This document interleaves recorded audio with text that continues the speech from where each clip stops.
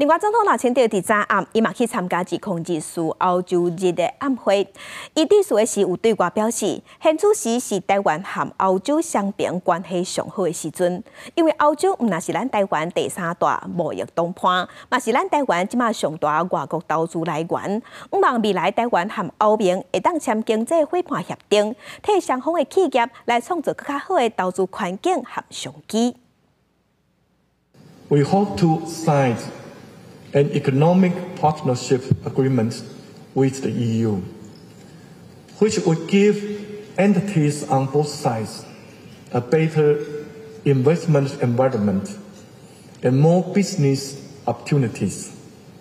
To that end, we look forward to continued support from the EU and European enterprises.